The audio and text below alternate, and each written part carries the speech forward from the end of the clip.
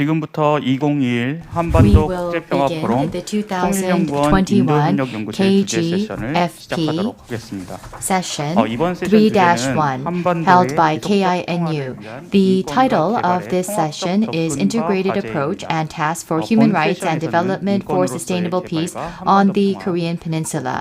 We will be talking about North Korea's Sustainable Development Goals implementation and its connection with the human rights, and we are going to be talking about the rights of the disabled in DPRK and how this relates with development.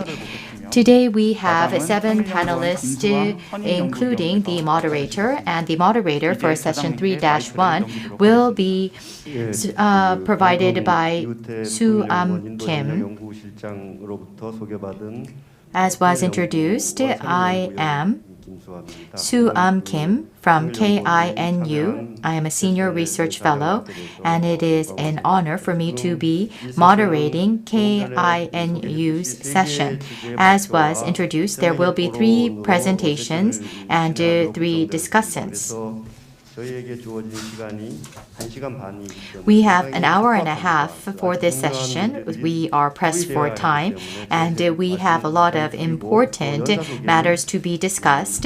So I will try to limit my remarks as much as possible, and I will not be introducing the presenters and discussants because it can be found in the booklet.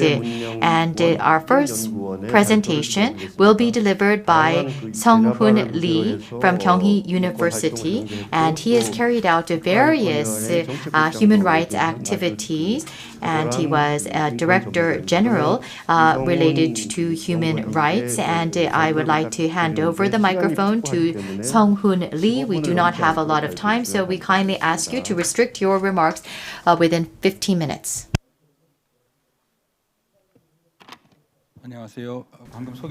Good afternoon. As introduced, my name is Lee Sung-hoon. I will now begin my presentation.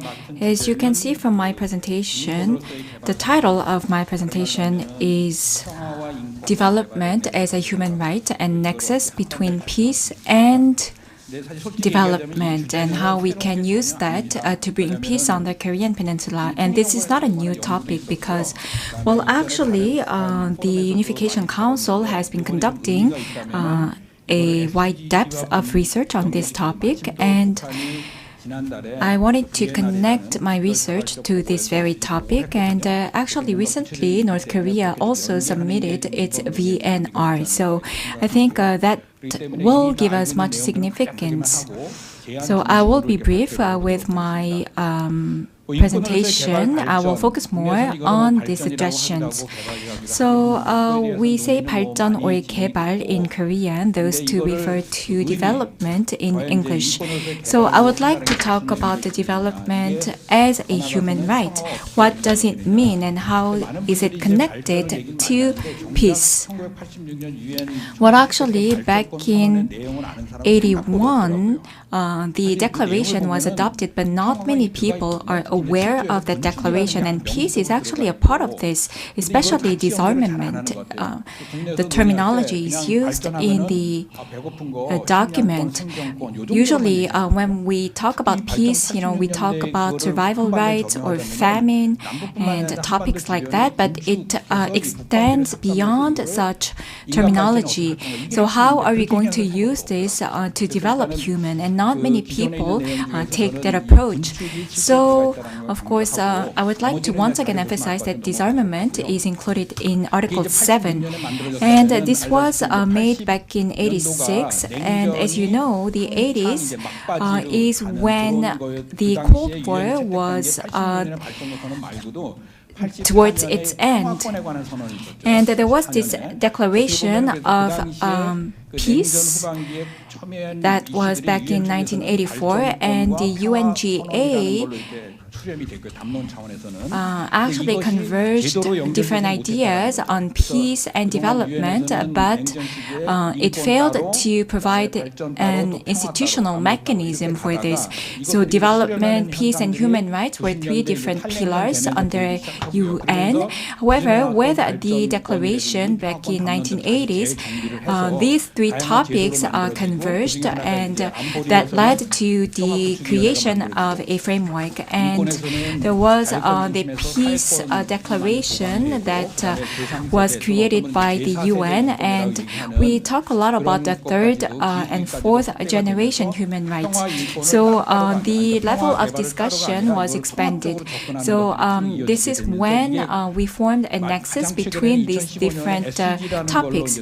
And SDG became the umbrella concept that encompassed all three different ideas. But most of the time, SDG is known to be a concept for the environment, but that is not true, because we can find everything about human rights under SDGs. So be it direct or indirect links, we find different ideas about human rights under SDG. For instance, we have 16 and we have 17, the right for solidarity. So in other words, SDG encompasses everything about human rights, all the dimensions of human rights. And as you know, when UN developed SDG back in 2012, it was planning SDG and had 4 pillars: economy, society, and at the same time it has peace and security as well, and environment. And well, the standing committee is actually in full charge of peace and human rights, but human rights was loosely connected to SDG, and it was reduced to the level that we only talk about security at the national and regional level. However, as I said in my presentation here, UN's Secretary General actually laid this out. So as you can see on the screen, back in 2015, the peace and security pillar was reflected and incorporated in SDG. So in 2018, the peacekeeping committee made a sustainable committee on peace and talked about disarmament. So this was to mobilize all the resources to maintain peace on the global community. So we should not discuss development as a separate topic, but we should connect all the different topics. So that led to the discussion on the nexus that connects human rights and development. Then how can we connect this to peace on the Korean Peninsula? That is my topic today. So this is a graph that I made to help your understanding, and you can see the common area. This is, of course, a universal discourse that is happening at the UN level, but you can see what we can have as a commonality. So the national governance, which is part of the SDG 16, can be included here. And at the same time, we can talk about humanitarian assistance. And of course, when meeting with human rights, we can talk about humanitarian agenda. The Ministry of Unification mixes all the different terminologies. However, we must distinguish all three, because humanitarian agenda is closely related to human rights.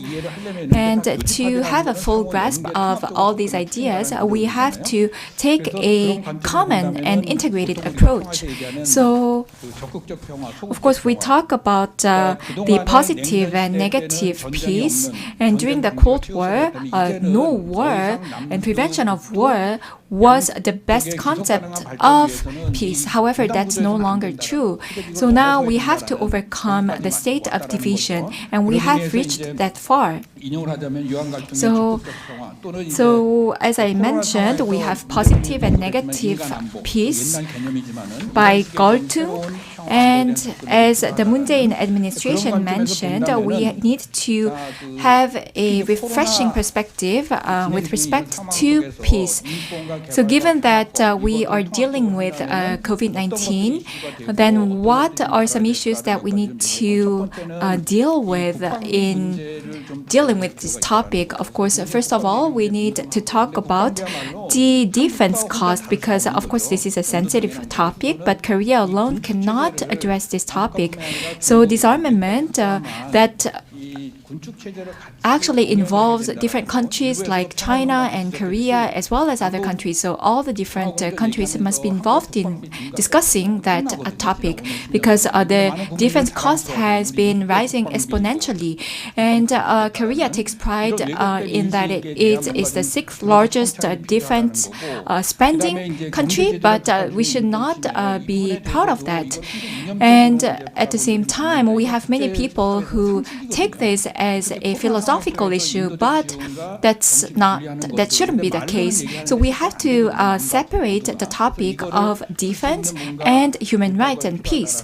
And we need a breakthrough so that we can overcome that kind of thinking. At the same time, there was a report on the violation of human rights in North Korea, and of course, the military personnel will be the most affected by the division, and we need a more structured approach in discussing that topic. And last but not least, I would like to briefly talk about the military base. And one interesting point is, I will talk about this later on, but we see many peace movements, and there's been many attempts to deal with the military base human rights issues. So peace, human rights, and UN SDG are universal topics. But then once it lands on the Korean Peninsula, we need to redefine these concepts and tailor these concepts to Korea. So when it comes to South Korea, how are we going to address this topic? And that is our task. And at the end of the day, we need to create synergy. So we must use all the different pillars such as human rights, peace, as well as UN SDG. And at the same time, we have to look to the right and connect peace as well as denuclearization. So we have to take a multi-pronged approach. This is a proposal that I would like to make. And in July this year, North Korea participated in the SDG initiative. And this was welcomed by the global community. But Korea was not interested in that. So that is quite ironic. So the global community is asking the North Korean regime to take part in the SDG, but Korea is not doing so and is not submitting its report to the international community. So we have to be well prepared, and along with North Korea, we need to be able to develop an international norm, and that is important because there are so many agenda from Korea and from North Korea, and once we can combine all the different agenda at the top level, then we can be consistent and align the different agenda between the two Koreas, and Korea can actually make full use of that in a wise manner. But we lost our opportunity, and next year, since we are faced with the national election, we won't be able to do it, and we have to wait another year to do this. So we have to really create a mechanism and use SDG as a tool. So that is my message here. And last but not least, this is common sense. Human rights, peace, and development, they're all great concepts, but we need to integrate those three concepts and take an integrated approach. So what is human rights in the perspective of peace and peace in the perspective of human rights? We have to understand both. And at the same time, we need a very much conflict-sensitive approach in doing so, in dealing with human rights. And And of course, there are so many conflicts surrounding human rights. That is why we need a trade-off between the two. We need to approach that with good intentions. So we need to be able to match the outcome as well as the motivation. At the same time, we need an integrated approach, as I mentioned, and we need a human rights-based approach.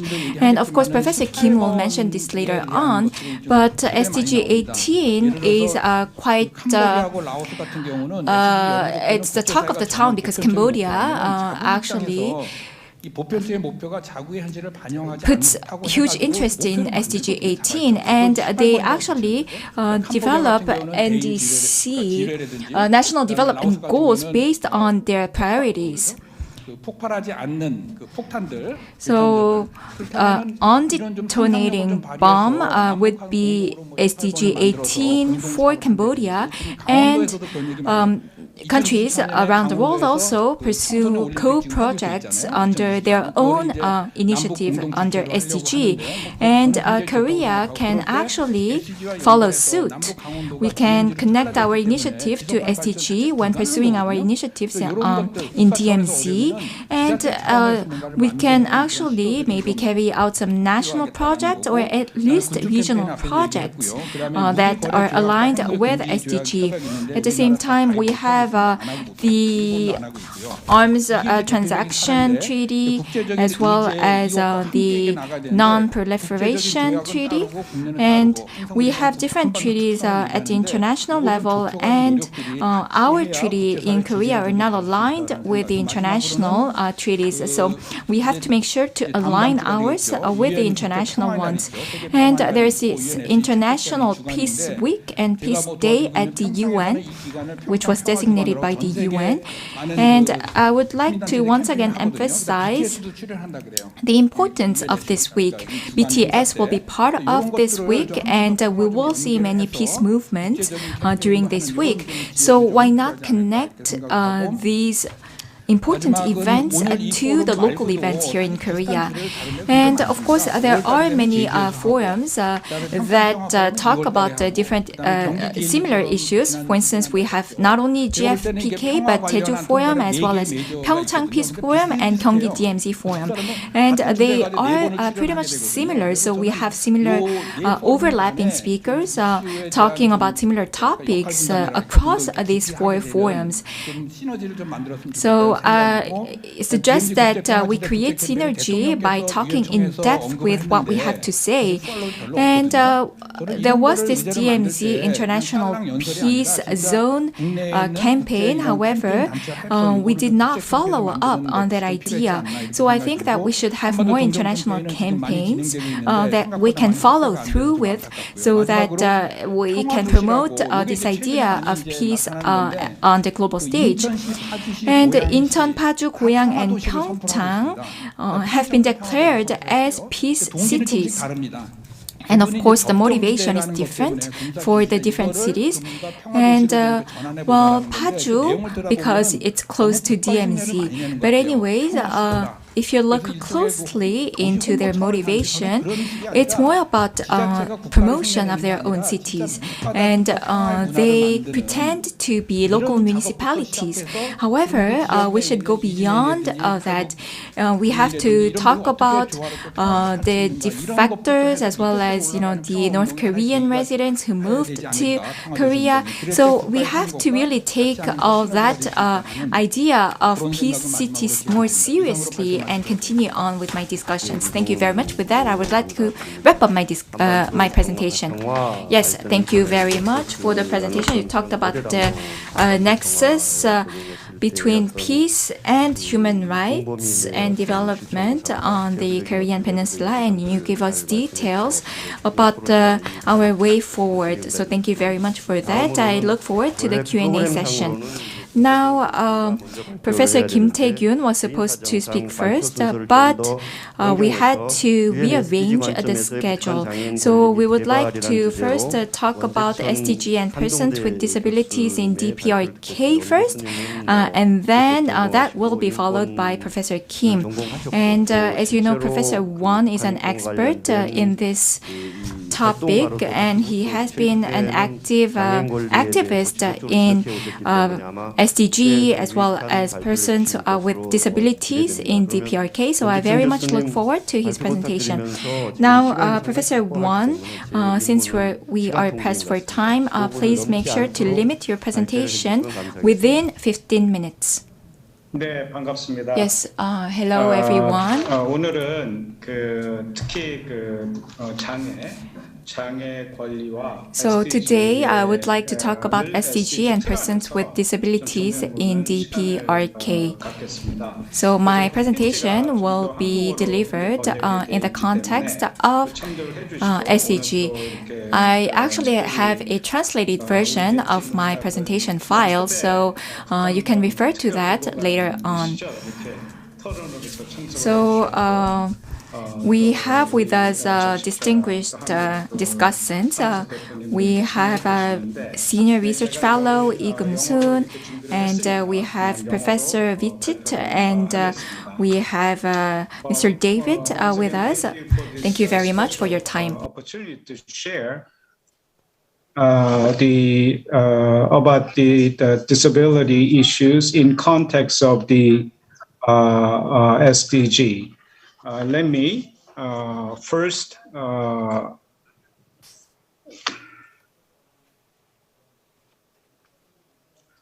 the table of content is that first I will address the International Human Rights Treaty obligation and also EPRK and UN Human Rights Protection Mechanism.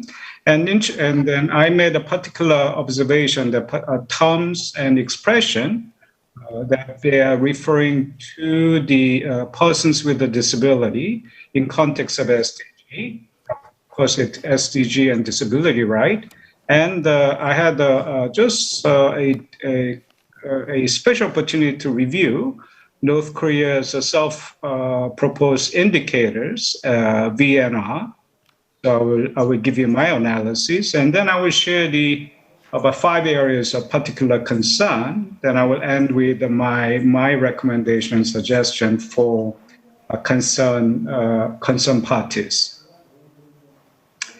And then, of course, let's begin, since we are dealing with the DPRK in context of the human rights.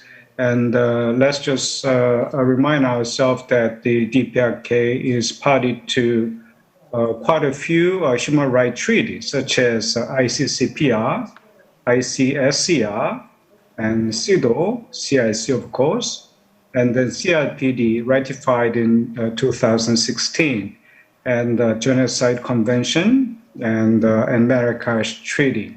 And of course, Professor Vitti Montalban is with us. Professor Vitti Montalban is the first special rapporteur on DPRK when you really pioneered and laid the foundation for doing research and investigating North Korean human rights. I think that was before the North Korea ratified the CRPD and also probably CIC. So from my point of view, really, we really came a long way.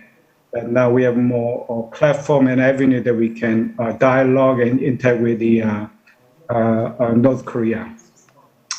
Okay, and then of course we have a major inquiry by UN, of course 2014, and before that we have a yearly report by special rapporteurs and different thematic procedures.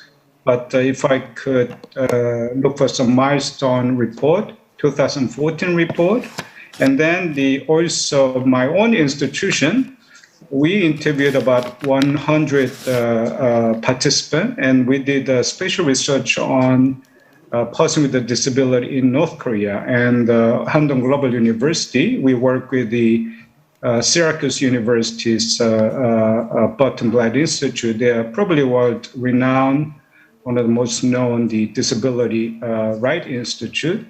So we are able to find the status of the disability right within North Korea and to what degree the international standard is implemented in North Korea. And I thanked Kinu Korea National Institute of the Unification, and for their helping us to design the research. Actually, the Dr. Eganson, who is sitting here today, and she really helped us and really helped train us to design the interviews, qualitative research, so that we were able to come up with a credible report result and also publish in the international journal.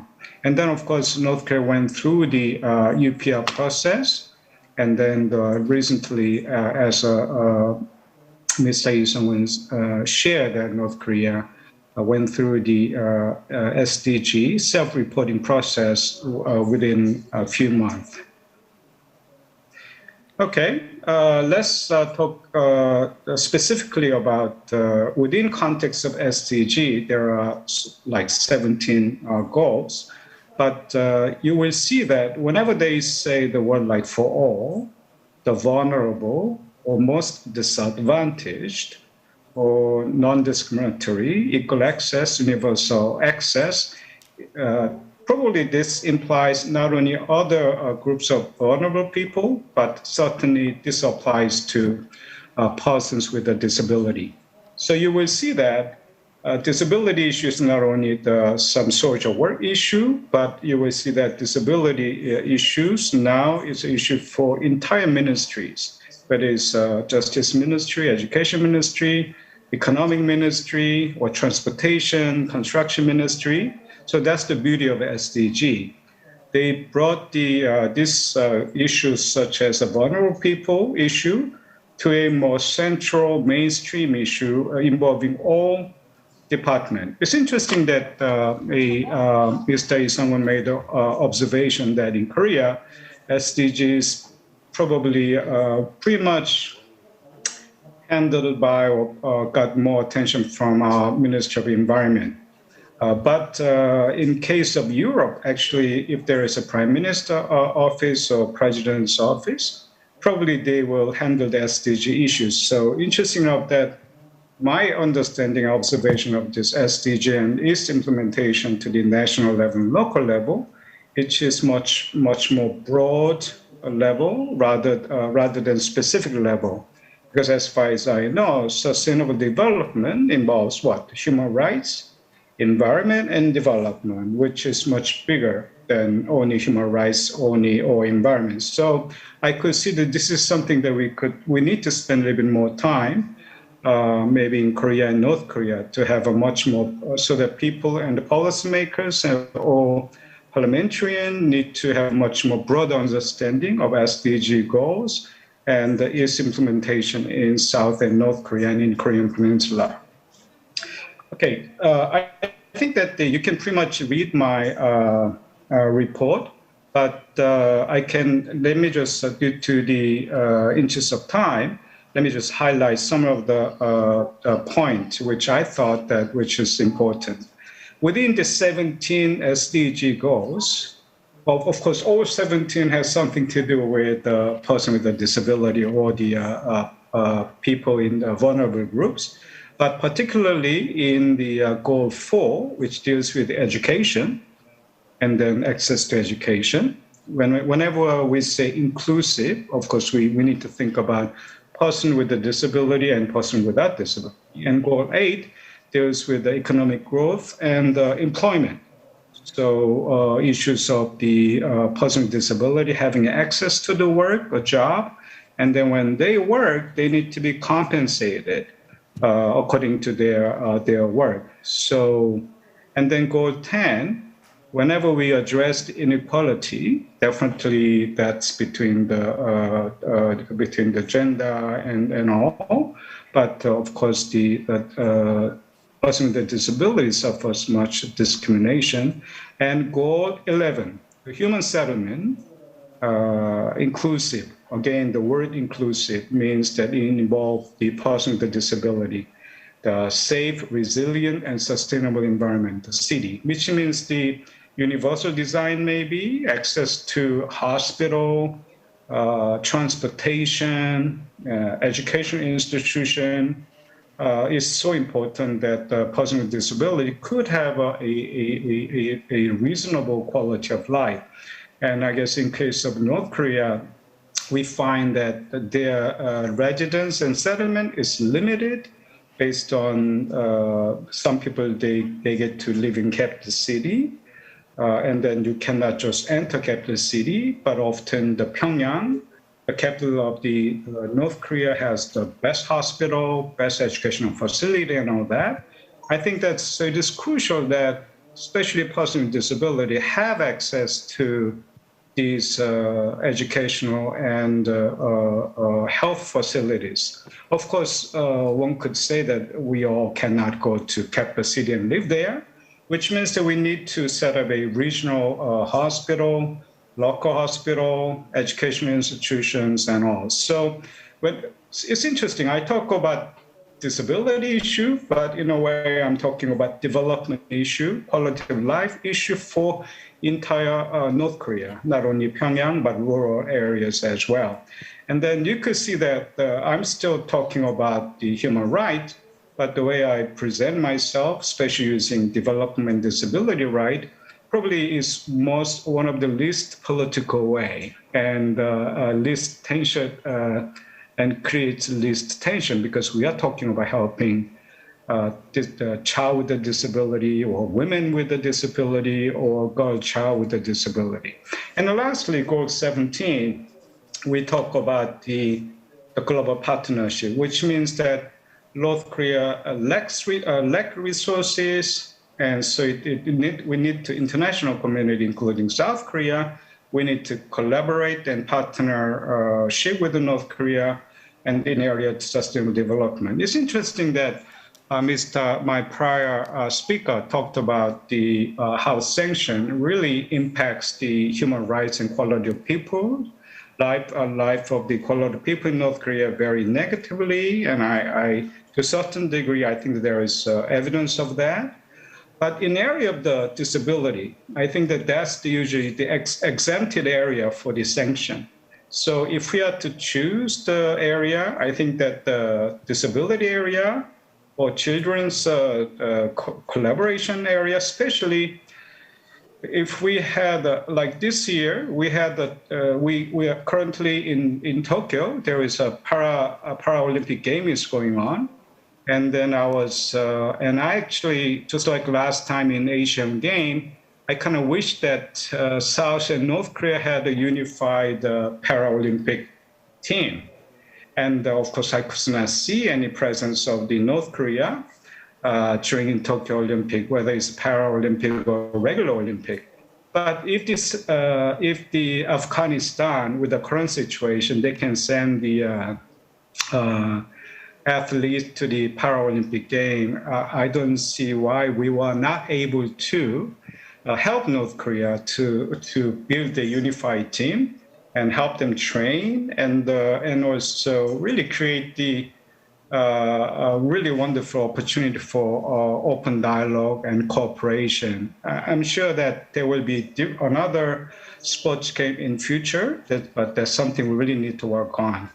Okay, as to the rest is very straightforward. I analyzed, I read all the SDG targets, and then I picked out the particular target with the specific word person with a disability. So it has education, employment. So you have a list of quite a few targets.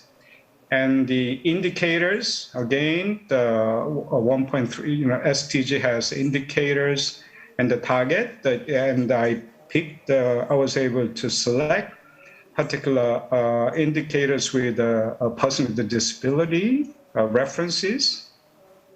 And like 4.1a, it talks about the school access, electricity, computers, and students with disability. And interesting enough that this is exactly one of the indicators North Korea self-proposed in their record, how they are developing their own indicators.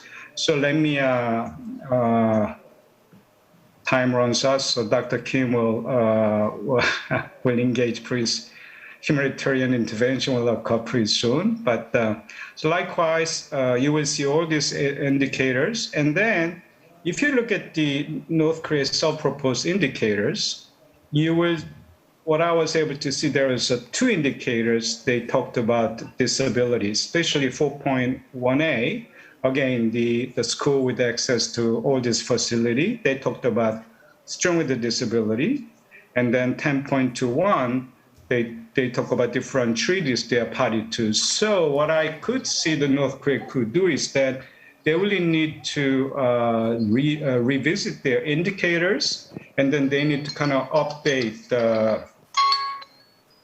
원 교수님 5분 내로 좀 줄여주시면 좋겠습니다.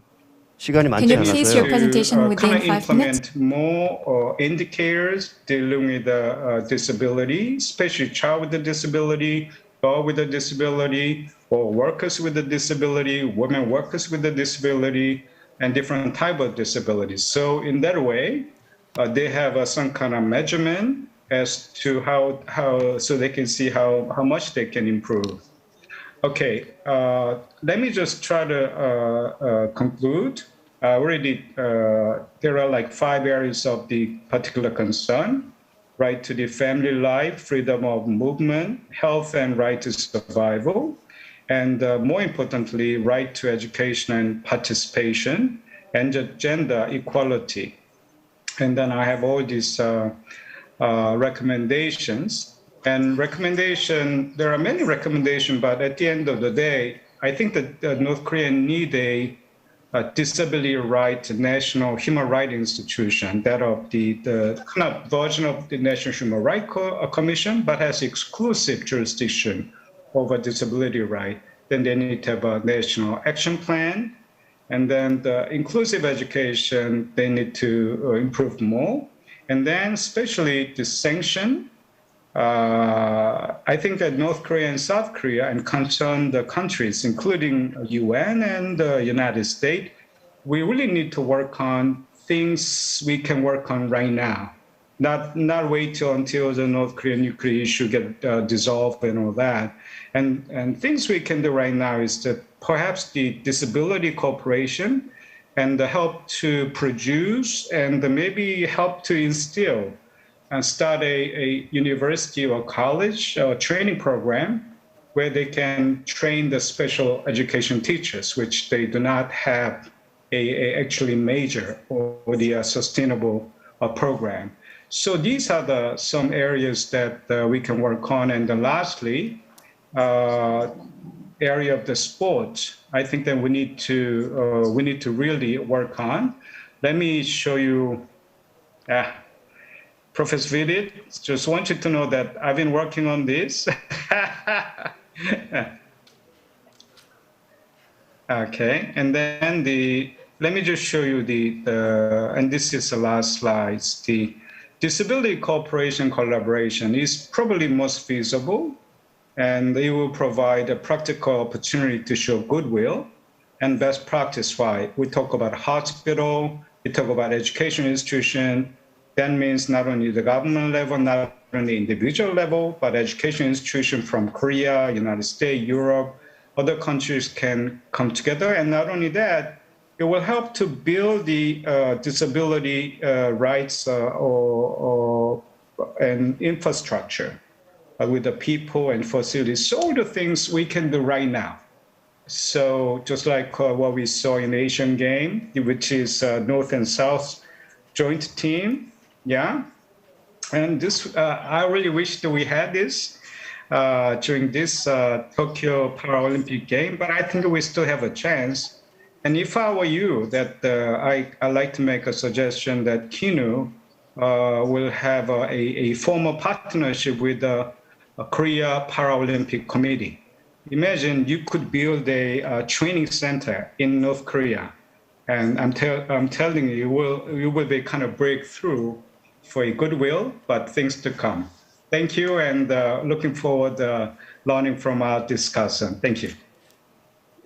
예, 원재정 교수님 많은 준비를 했는데 Thank you very much, 유익한 논의를 할 수 있는 여러 가지 Professor Won, 제안도 for the 하셨는데 presentation 시간 and your 관계상 제 쪽에서 suggestions. 죄송하다는 I'm sorry 말씀을 to have 드립니다. pressured 다음은 you to finish 북한의 your 지속 가능한 개발 presentation. 목표 이행 및 인권과의 Next, I 관계라는 would like 주제로 to 김태균 invite 서울대학교 Professor Kim Taekyun of 국제대학원 SNU 교수님께 for 발표를 his presentation. 부탁드리겠습니다. 김 교수님도 제 역할이 시간을 좀 더 Professor Kim, 효율적으로 쓰는 것이기 my role as a 때문에 moderator 15분 is 정도의 to 발표 부탁드리겠습니다. efficiently 김태균 교수님 use the 부탁합니다. time allocated. I ask you also to limit your presentation to 15 minutes. Hello, everyone. 일정 때문에 좀 Sorry that I changed the order in presenting due to my schedule, and so I would like to apologize and ask for your understanding. I will begin my presentation. Dr. Suam Kim is a leader in the North Korean issues, and also, I understand that he will be retiring soon, so I want to dedicate this presentation to Dr. Kim. I had prepared my slides in English, and I saw that the first presentation was in Korean, and the second was in English, so my presentation will be delivered in Korean, but my presentation slides will be in English, so I hope you can see my slides. 네, 그럼 시작하도록 하겠습니다. I will now begin. 발표는 지금 15분밖에 시간이 없기 때문에 Because I only have 15 minutes and I think that we are behind our schedule, I'll try to be brief. So the big theme is this. 첫 번째 발표하신 이성훈 선배 이사님 발표 내용이 And it's actually overlaps with what was presented by Dr. Lee. In July, North Korea declared its VNR, and Korea submitted its VNR in 2016 in DPRK. In order to implement SDG, they are carrying out many activities, and DPRK has its NDGs, National Development Goals. So internally, North Korea has various national development goals, and how is it linked then with the SDG? They felt that it's important for them to connect this with SDG, and there's also the UPR, Universal Periodic Review, and there are many categories in this. And I wanted to identify the issues that penetrate through all three of these items, VNR, NDG, and UPR. There are many areas that we can cooperate with North Korea, such as human rights, but I think the universal values of SDG and how it intersects with the NDG and the areas that North Korea is committed to improve its UPR, there are areas that are overlapping for these three areas, and I think that these three areas can be an area in which the two Koreas can cooperate, and also that the international society can collaborate and co-work with DPRK. So this is the table of contents, and what I just explained is shown here. So there are universal norms such as SDG and the human rights in the UPR. And DPRK, if you look at the VNR that they submitted, they are not refusing or rejecting SDG. We can even sense that they are strategically utilizing SDGs to justify their national development goals, and they're trying to bring their people together under these same values and goals. And that is the DPRK specificity. So it's their special situation, and they're trying to utilize the universal norms strategically in their situation. And it's the same for ROK. We have our specific situation situation, and it is connected with DPRK specific situation and universal norms. So we can think of VNR, UPR as a universal norms, and there is the specific situation of North Korea and South Korea, and there will be common grounds of the three, and I want to identify this area. So this is sort of the summary of my presentation. So on the top, there's the sustainable goals, it's a universal norms, it's something that all UN member states need to pursue as their national development goals. You begin with the SDGs, the universal norms, and it goes down to the specific areas. National goals starts from the specific context of a country, and there will be common ground between the two. And we have to find the connection between the two, and that's the overall framework of my presentation today. So let's look at it one by one. The VNR of DPRK, I'm sure that you are already aware of it, so I don't think I need to explain it one by one. In implementing VNRs, they made preparations to prepare their VNR, and they made a lot of efforts. They connected with UN SCAP. They participated in 4 international conferences, and they talked about their implementation schedule. So we had an understanding of when this will be done. So during the 7th party meeting, they talked about this, and the 8th party meeting, they talked about the next national development plan, and the 2021 VNR had some key points, and we need to connect this with DPRK's NDR, and it's quite unique that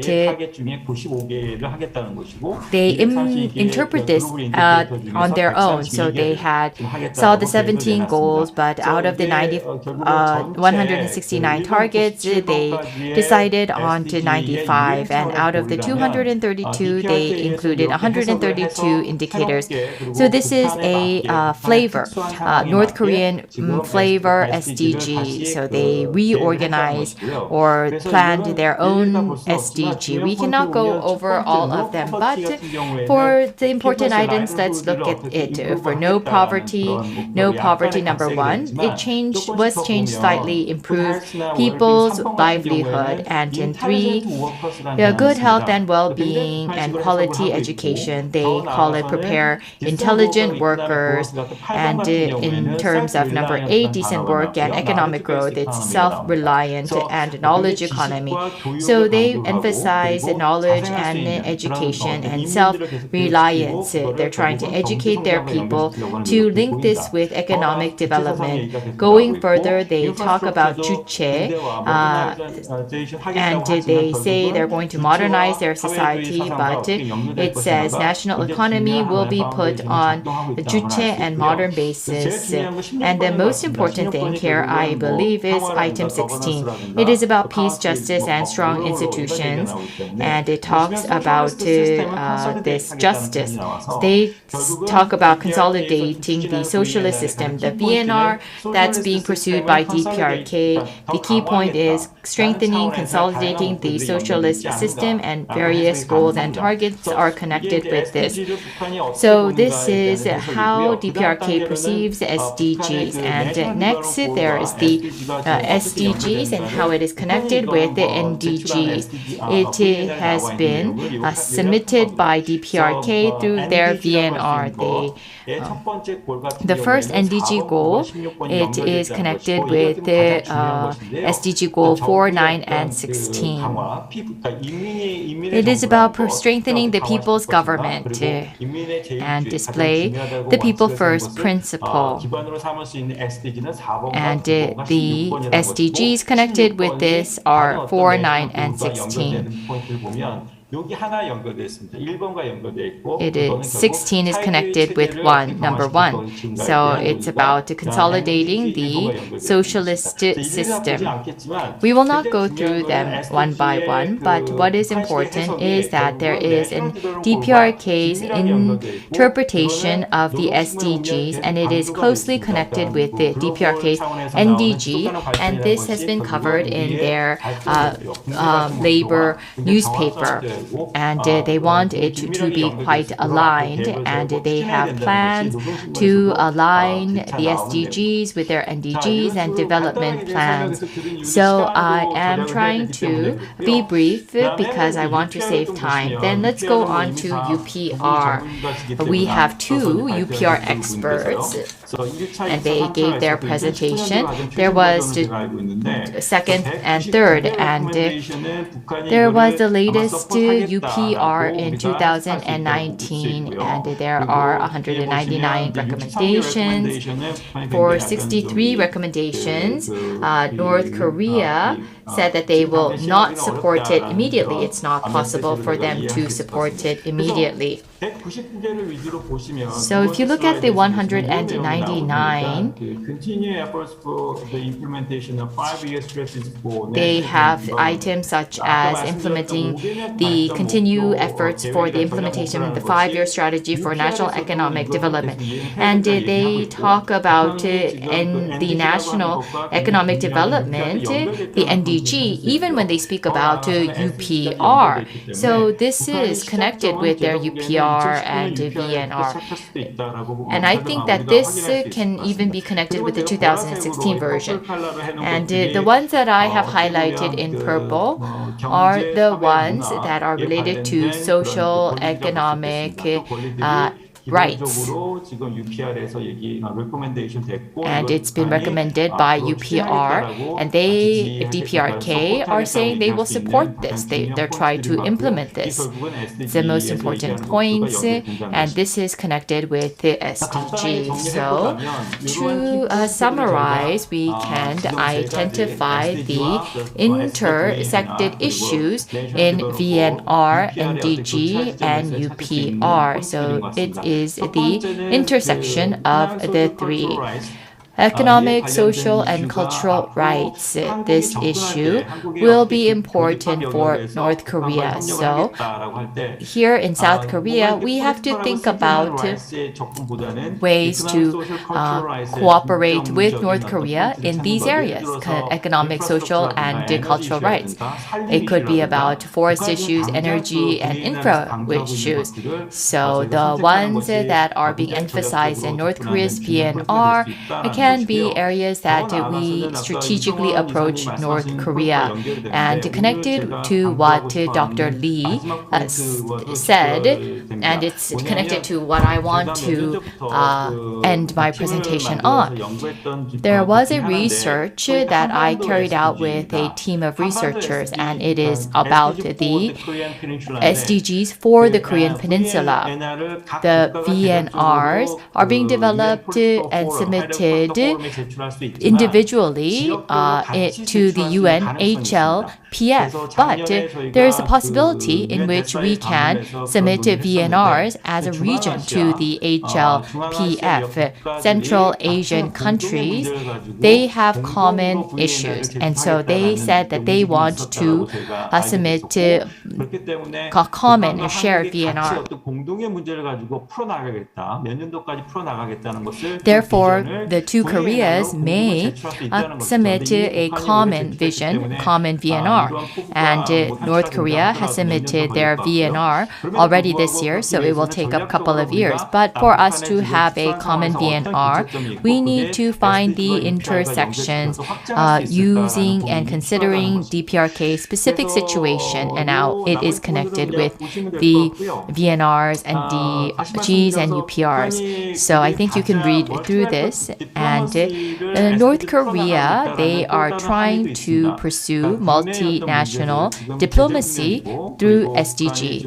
North Korea is faced with UN sanctions, and we don't know what the COVID situation is like in North Korea, but assuming that the situations are not good, I think that North Korea needs to strategically utilize SDGs to broaden their international cooperation, and Korea should also think about how we can approach North Korea using SDG, and maybe we can more actively pursue a Korean Peninsula SDG, and this may lead to sustainable cooperation in the mid to long term. With that, I will end my presentation. I don't know if I have used up all my time. Thank you very much, Dr. Kim, and thank you for your kind remarks. In any case, the VNR submitted by DPRK, we can see that they have the goal of maintaining their regime, and that is connected to their VNR, and we can find ways to cooperate with them on issues that are close to their strategy and plan. We will now go on to the discussion session. So the discussants may provide their remarks on a specific presentation, or they can give their remarks on any of the presentation. We will first hear from Kum-Soon Lee, and Kum-Soon Lee within KINU has played a leadership role, and she was the head of the Unification Education Center. So she has experience both in the academia and in policy making, and I'm sure she will provide us with an insightful discussion. 네, 굉장히 오랜만에 이렇게 관련 북한 인권 관련. So it's been a long time since I participated in a discussion on human rights in DPRK. I want to thank the three presenters for their wonderful presentation, and I was designated to discuss on Dr. Lee's presentation. So this theme was discussed in the Shayo Forum, and on the DPRK HR issues, whether it is at Shayo Forum or in other forums, we always receive help from Dr. Lee, and he always helps us in organizing events, and I want to thank him personally. In dealing with the DPRK human rights issue, it is true that we need to approach it in a comprehensive way, considering development issues and North-South human rights issues and sustainable peace. However, despite that, after such discussions, it seems that there isn't a lot of follow-up discussions. So it is still on a declaration level. Then how can we create an environment, an enabling environment for us to have an integrated approach? I think that is our challenge. When we talk about DPRK human rights, we talk about development and economy and so forth. But in the United Nations, after COI, they are saying that after the Commission of Inquiry on North Korea, it was declared that North Korea situation is a crime against humanity. But it does not seem that we are really acknowledging this situation. And there is the sanctions imposed on North Korea. And because of this, it's clear that it is having a negative impact on the human rights situation of DPRK, and the DPRK regime has the responsibility to uphold human rights of their people, but North Korea is continuously saying that international resolutions are a means of hostility policy toward North Korea. And they are saying that these sanctions against DPRK is a hindrance and a stumbling block to their efforts to improve DPRK human rights. And in Korea even, human rights issue of North Korea is becoming a political matter. So we must try to consider accountability and problem solving because this is a crime against humanity. And human rights issue, it can lead to difficulty in improving inter-Korean relations. So there is this contradiction of these two ideas. So we need to think about ways to overcome this situation. I know that we have thought about this, but we need to have a more in-depth discussion and review of this. Professor Hyo-jae-jo talks about the importance of connecting this with human rights condition enabling paradigm. So we need to create an environment where we can speak concretely about North Korean human rights issues. And Professor Lee made various suggestions, and I want to ask some questions. A couple of the questions that I wanted to ask it applies to Professor Kim too. So either one of you can answer the question. So in principle, we need to have an integrated approach, but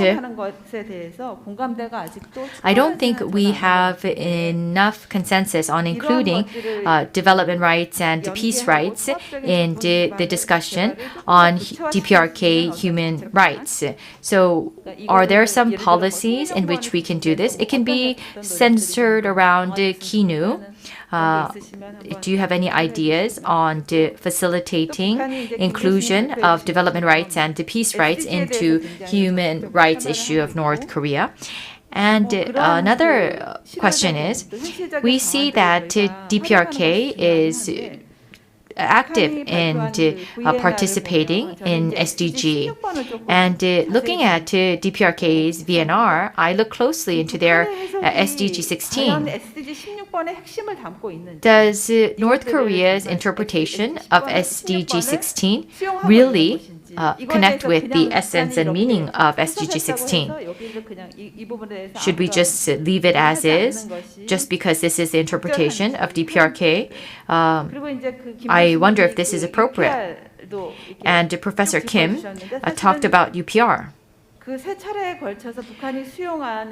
3 rounds, out of the recommendation of UPR, the ones that were related to SDG 16, there were many that were adopted or supported by North Korea, yet they did not include this in their VNR. So I want to hear about your thoughts on this matter. And lastly, Professor Lee suggested connecting with various peace forums and cooperating with various peace forums, and I think KINU has to find ways to do this. I think that peace forums and related forums and the activists and the participants in these forums should be enlarged. There is the Military Human Rights Center, and this human center, I think, looks at North Korean human rights issue, and I think that's something to be welcomed. So in the peace discussion, dialogue, and the human rights dialogue, we should include new people and not just the existing activists and the researchers. So that's something that I wanted to point out, that we should have more people participating from various fields. And lastly, I want to talk about the United Nations Security Council Resolution 1325 on the women, peace, and security. Even in the area of gender equality, this is not being well discussed. We need to expand this. And on CRPD, we talked about this, and the Ministry of Unification and the another organization talked about CRPC, and that maybe the Pyeongchang Peace Challenge can include like competitions for those with disabilities and we had this as a side event. So we would like to continue on with this, and at Jincheon there could be joint practices or at a different location. So this might be an idea, and I'm sure I used my time by now. So, and I really would like to thank Professor Lee for his activities at the Pyeongchang Peace Challenge. Now, moving on to the next discussant, we have with us Professor Muntal-Bon, who has joined us virtually. And as you know, Professor Vitit is expert in many fields. From 2004 to 2010, he was formerly the first UN Special Rapporteur on the situation of human rights in the DPRK. And he also oversaw what happened in Cote d'Ivoire and Syria. And he recently served as an independent advisor to North Korea. So actually, Kinu, we met you in Geneva as well as in other countries, and it is with great pleasure to greet you virtually. So with that, I would like to give you the microphone. The floor is yours, Professor. Good afternoon from Bangkok. I hope you can hear me. Thank you very much for the invitation, and very warm greetings to everyone on the peninsula that I love very much. Very fond of the peoples of the peninsula. First of all, I'd like to welcome North Korea's engagement with the SDGs, together with the 5 human rights treaties that have been listed, as well as UPR. While bearing in mind that to date, North Korea has not engaged with the UN Special Rapporteur yet. But we look to a positive path for the future. What I'd like to do is to interlink between the various analyses from our distinguished friends with the need for a multi-track strategy to deal with North Korea, appreciating the relationship between peace, development, human rights, democracy, and denuclearization. Why? Well, the latest news is that recently North Korea restarted to activate its nuclear facility at Pyeongchang. And that is disturbing precisely because the UN Security Council has already imposed sanctions on the country to end its nuclearization. So the question is there any strategy to deal with the country in an engaging manner? And what I'd like to do in a moment is to put to you 5 elements of a strategy, multi-track. But before that, let me note that there is a junction between political concerns and human rights dilemmas. The former, on denuclearization, is addressed partly through the UN Security Council and its sanctions, which has a sanctions committee monitoring compliance with a range of sanctions, such as limits imposed on oil imports and other items into the country, paralleled by prohibition on the export of coal from the country, as well as other activities outside the country. The human rights dilemmas, as you've heard, are covered by a variety of human rights mechanisms of the UN.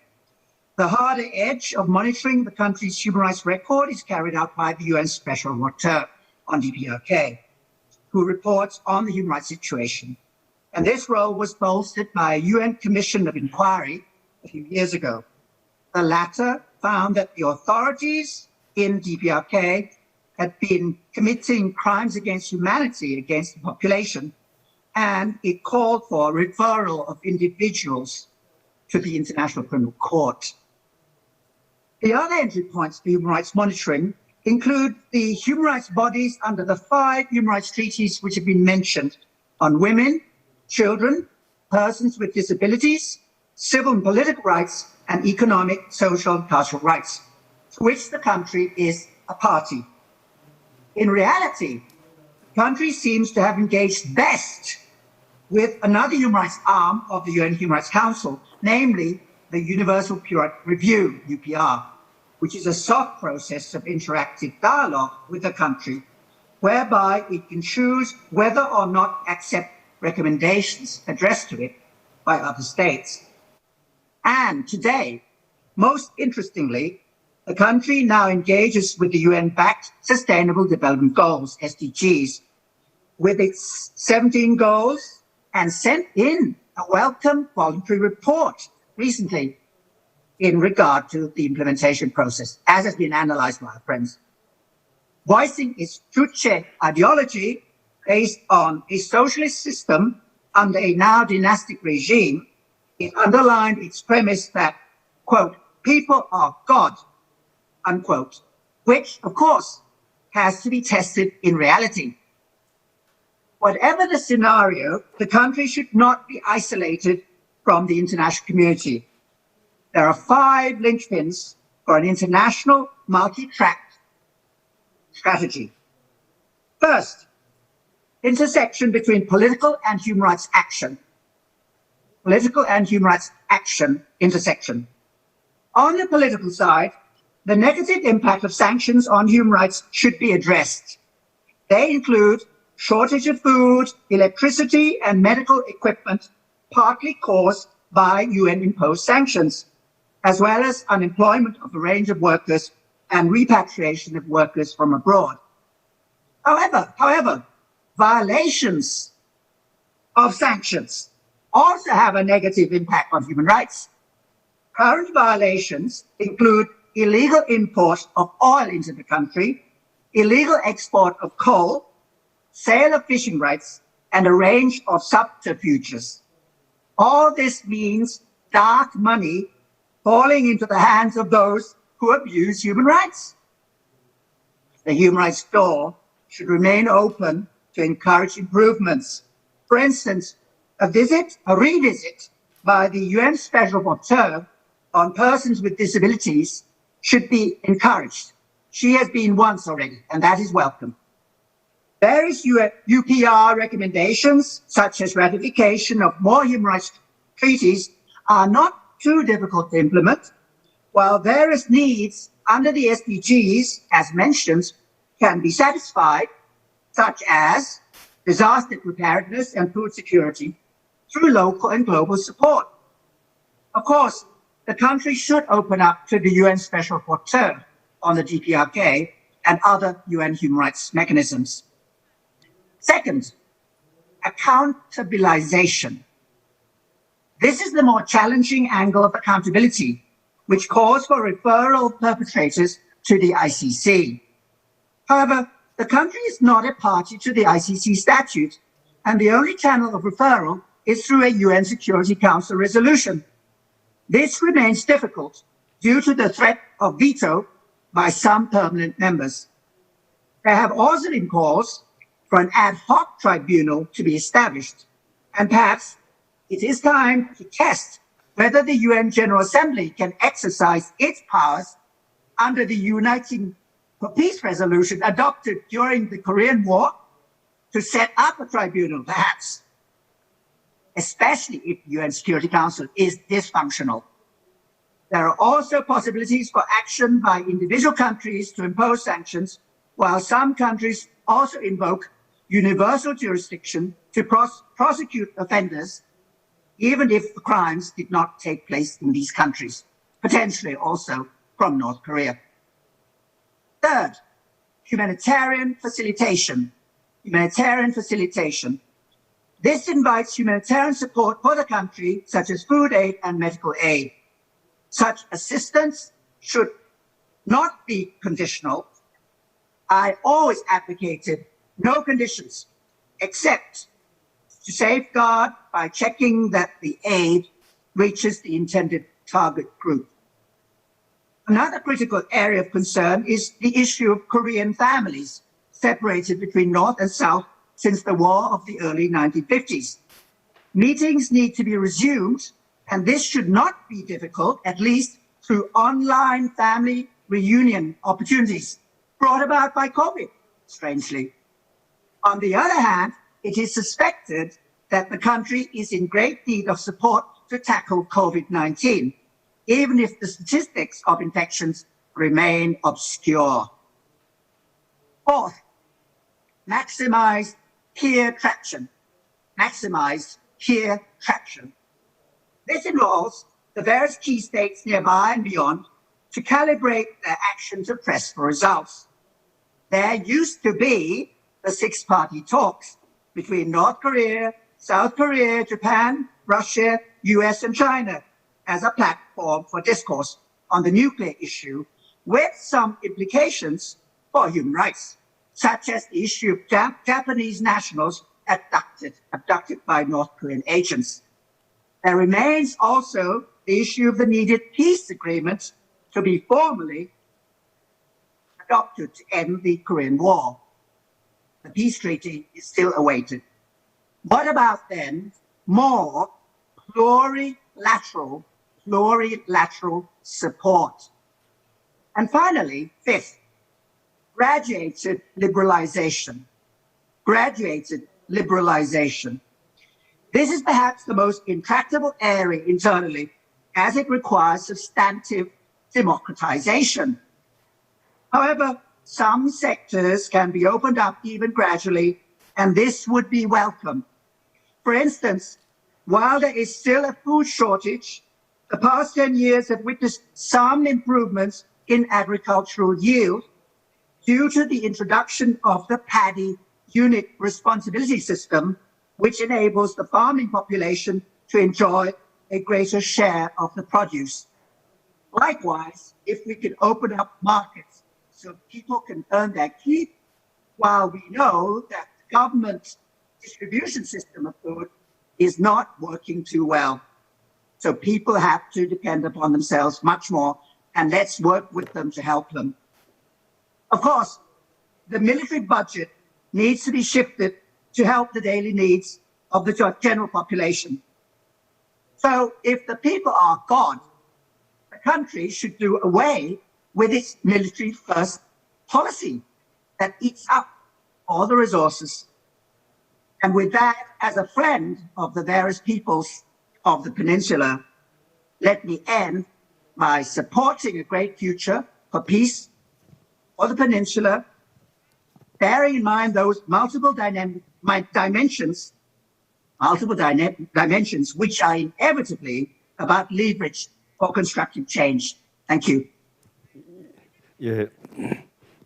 문타본 교수님 Yes, 감사합니다. thank you very much, Professor, for 세 your 번째 comment. 토론자는 데이빗 And 메이지 our third 국제적자위원회 한국 discussant is Mr. David Meislich 국제적자위원회 from ICRC. He's head of mission to the Republic of Korea, and since he's an expert to this field, I'm sure that he will provide us valuable input. We don't have much time, so I will give you 7 minutes. Thank you very much. 부탁드립니다. Thank you. Is this microphone on? Yes. Well, thank you very much for inviting us and for the flattering words about my ostensible expertise. I hope to be able to provide some insights, and of course, following such luminaries as Professor Montalban makes it very difficult, because he's made me rethink everything I thought I was going to say, which is very much the way that I remember working with him in the past. We had the pleasure of meeting about 10 years ago. I'm sure he doesn't remember it, but it made an impression on me.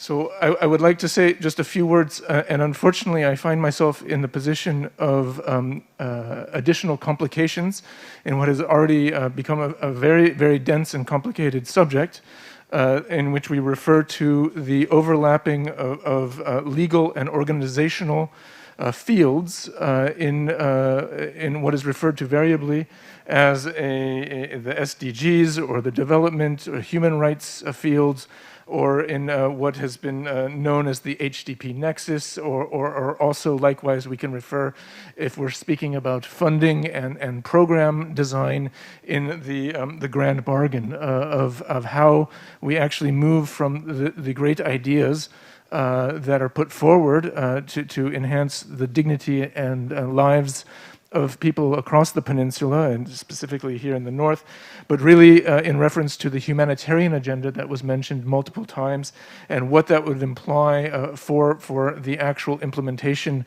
on the ground for practical measures.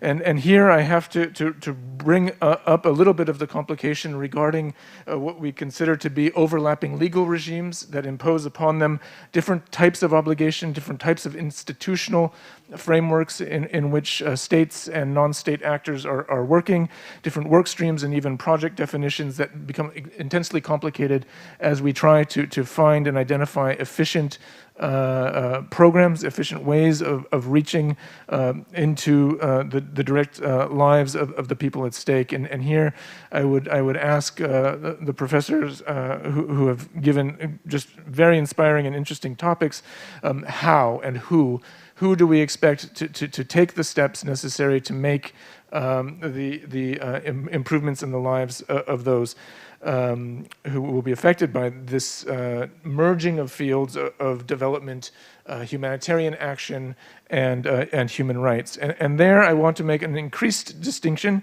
when we speak of the humanitarian field to understand the different forms of needs that take place, both in terms of crisis needs, the acute and the chronic, that can include natural disasters, which affect the peoples of the north as well as the south. And then, of course, with the ICRC with the microphone, we have to speak about specifically the conflict-related needs, which were raised in the last remarks around family separation. I would also refer to weapons contamination. I would refer as well to the forensic needs that are facing the peoples of both North and South, with a tremendous respect due to those who have been doing the work, including Makri here in the Republic of Korea, and our partners, the National Red Cross Society, the Korean National Red Cross, for their work. That said, the ICRC has to raise the issue, as we must, that the merging of discourse, the merging of these complex institutional fields of humanitarianism, human rights, development, and peace require us to be extraordinarily cautious when it comes to the politicization of the humanitarian delivery of aid itself. We use a kind of technical acronym for the neutral, independent, and impartial humanitarian aid, specifically within a legal regime that has been mentioned by several, but has not been dealt with directly, and that is the Geneva Conventions, which apply, of course, as we are all familiar with them, in times of armed conflict. Now, we don't have to delve into the complexity of a Geneva Convention discussion as to the applicability, as to the classification of the conflict, as to whether or not it is an ongoing international armed conflict or a non-international armed conflict.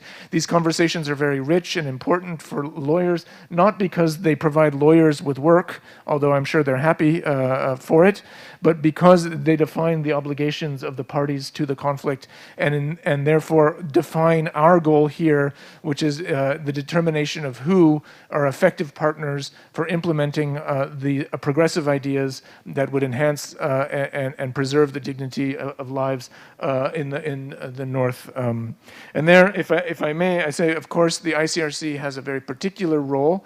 It has the specific role of guardian of the IHL, but much more importantly, I think, for this conversation and in reference to the peninsula and what we can and cannot offer as the ICRC here, is the offering of neutral intermediary services, which has been tested and proven around the world in many very complicated scenarios, in which bringing people to the table for a conversation about the humanitarian effects of policy, or indeed physically acting as an intermediary when parties cannot meet, is still a service of an offer of service, that the ICRC is known for and respected for, I'd say, both here in the South and, of course, as well in the North. And there, of course, our physical presence has during COVID been reduced, but we do maintain a regular contact with our office and with our staff in Pyongyang,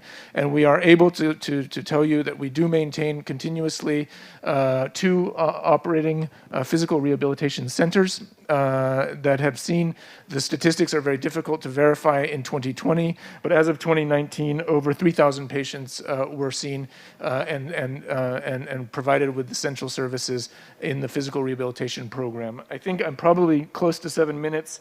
I just want to say one last thing about the complex merger of institutional fields, such as we've discussed in the humanitarian development peace nexus, is that we very often only focus on the material assistance questions, and that it is imperative for us when we do discuss this complex interaction of institutions, organizations, concepts, projects, the whole field, that we maintain our attention on the protection needs of the individual people involved. And there, I think we have a list that we're familiar with, family reunifications, the forensics that I mentioned, and I want to say that specifically in the 21st century, we will be facing the data protection needs of the North Korean people and South Korean people when we have the opportunity to work together. And I'll stop there. I hopefully have not taken up too much of the time. 예, 대표님 감사합니다. Thank you very much for that 너무 comment. 연구원 기획할 때 너무 그 So 과한 욕심으로 세 명의 Kinu was very ambitious about this session, so we actually invited 3 speakers and 3 discussants, so we are very much pressed for time. But anyways, the discussants made very detailed suggestions and also provided great questions to the presenters. But since we have here with us my boss, maybe we can have another roundtable on a different date so that we can talk in depth about what was just mentioned. And for now, for the moment, I would like to give 2 minutes each to the presenters to provide the answers to the questions and suggestions of the discussants. Now, over to you, Professor Lee. Yes, so I would like to say a few words. First of all, about the international community and Korea's perception difference with respect to the Korean Peninsula. I do agree with you. But however, the international community is where Korea is part of. So Korea is a member of the international community. So we are very much aligned in that sense. So maybe this is just one event and one-off event, and I would like to have like a series of events and make it and hold such event on a regular basis, because the right to development and to peace, this may look very abstract. So we have to really bring down the discussion to the working level and make sure that we can actually have in-depth discussions about that. So I would like to have more discussion sessions like that. And of course, well, now we have to understand that the policies are soft policies, and you also talked about the objective of what we carried out, and that was to really open up for discussion.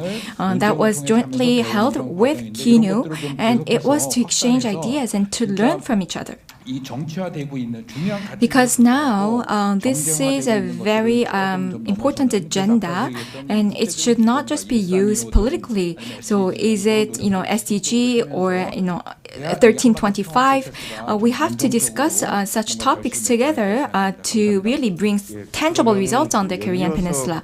Now moving on to Professor Kim first. And then we will move on to Professor Won. So now over to you, Professor Kim.